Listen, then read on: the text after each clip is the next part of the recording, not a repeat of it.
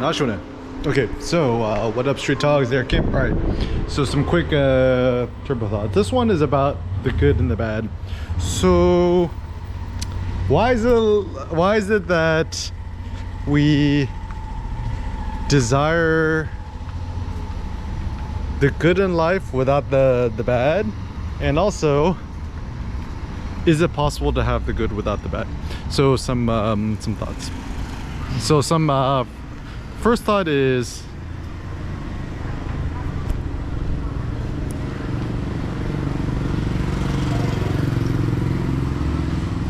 the good cannot exist without the bad, and vice versa. If you think about it from like a yin-yang approach. So for example,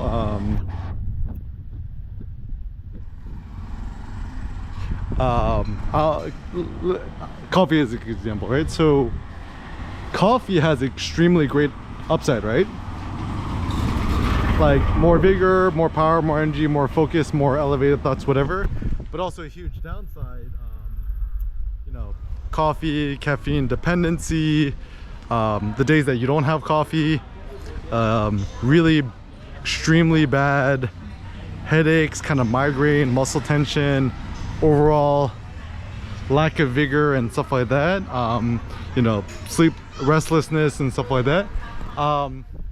But for me, you know, assuming that life is more interesting when it's dynamic, it's better. I mean, my thought is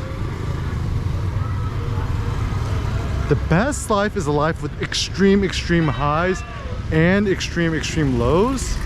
And also a realization too is, on the path onto greatness, one must have also great pain as an ingredient towards that. So for example,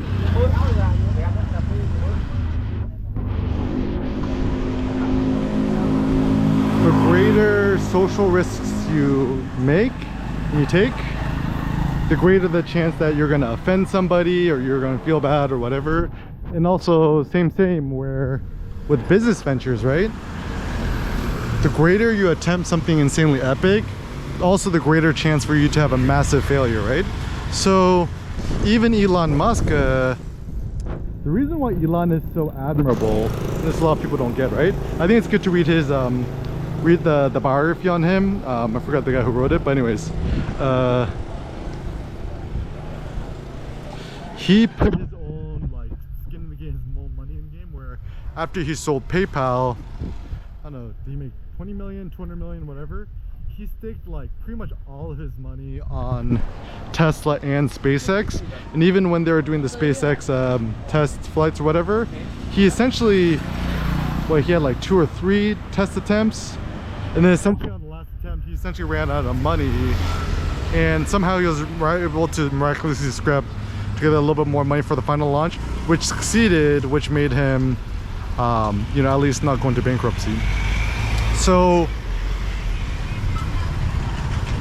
I mean, for myself, I'm not 100% interested in staking my entire 100% my net worth into an uncertain business venture. That's not really my personal ethos. Even for me, right? Like, I think one thing I'm starting to realize too is, I mean, certainly it's always changing, but my initial impetus in life, especially as a kid, where like I never cared for money and stuff like that, it was just like I always I imagine, right? It's like, if I could have a job that I got paid $100 an hour, $200 an hour, $300 an hour, I would just work 1 hour and just chill for the rest of the week, right? And for me, what was more interesting was, my dream was to have a life of travel, to go abroad, to not have a 9-to-5 job, not work for the man. And I'm quite happy I achieved my life goal, but sometimes you kind of forget what your initial impetus was. And even now, right, like, man, dude, I spent like the last few days kind of doing a mild detox from coffee, not 100%, but greatly reduced caffeine intake. And it certainly was a very arduous experience, in which, man, there's like some parts it's like I'm so much pain, right? I'm like, am I dying? Fortunately I'm not. And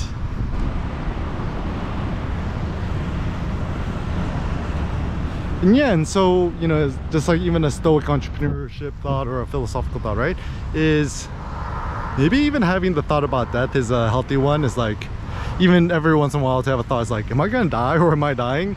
It's good, because then you just think to yourself, if that were in fact the case, if this was your last day on earth, right, like what would you do, what would you not do, right? So for myself currently, right, my main preoccupations is, you know, vlogging, coming up with turbo thoughts, sharing great ideas, you know, supporting Cindy to the maximum, and also now being as great of a father I can to Seneca is kind of my life goal.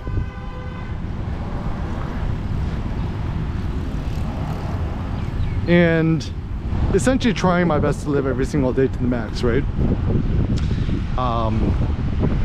Whether it be physical, creative, artistic, mental, powerlifting, whatever it may be. And I don't want to leave any rock unturned. I don't want to leave anything on the table. So a lot of people in America, right, and I think in general, right, like people like the idea of having upside without downside, but I'm starting to think it's like, in order to increase the maximum extent of the upside, you must also conversely increase or decrease whatever the maximum amount of downside is possible. So even if you think about greatness, right, like if you want to become insanely great, like even Elon has a funny quote, it's like, what's it like being an entrepreneur? He's like, it's like chewing glass and staring into the abyss. And when people are like, oh, everyone wants to be you, Elon, he's like, no, you don't want my life. And also I do think that's a wise thing, where you're at a certain point in which you do not desire anyone else's life but your own. Like once you get that fully in the ground, and then you don't want to become anyone else but yourself, consider yourself advanced or blessed, because that's the ultimate. Like for me currently, myself, Eric Kim, I mean, the only people I really look up to is like what, Steve Jobs, Kanye, Elon Musk. That's pretty much it, right? But I would never want to be any of them. Like there are certain traits of theirs which inspire me and I want to emulate. However, I like being me, right? I like the way I look, I like how strong I am, I like my height and so forth. And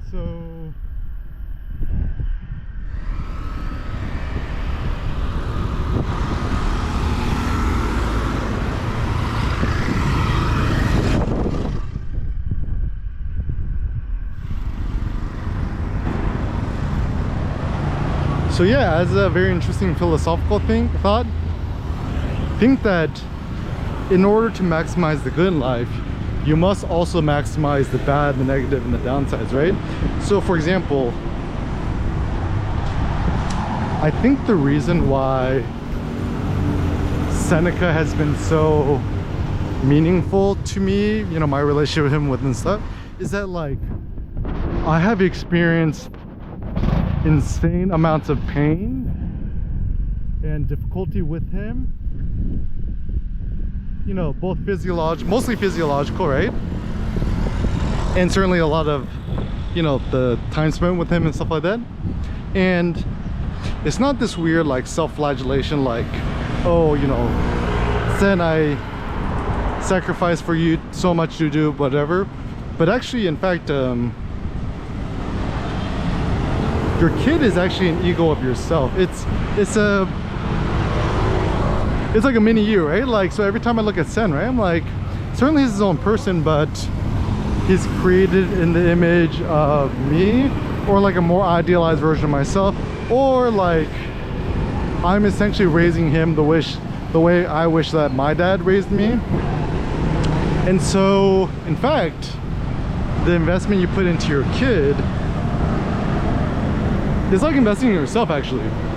And so even if I was a 100 bagajillion quadrillionaire, ooh, Lamborghini of the Urus.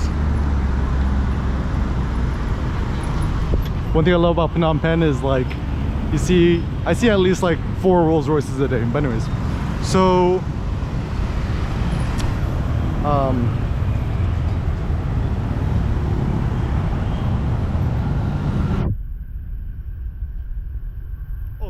even if I was a quadrillionaire, right?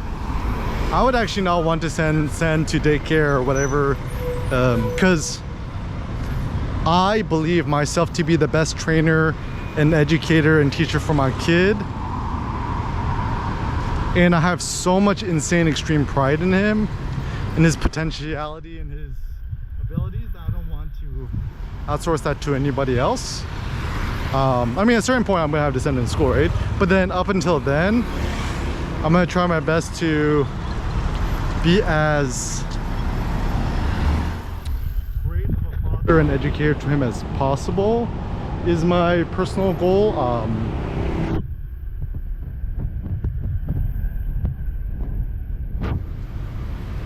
Man, even think about that makes me a little emotional. But anyways, so also I think another thing too is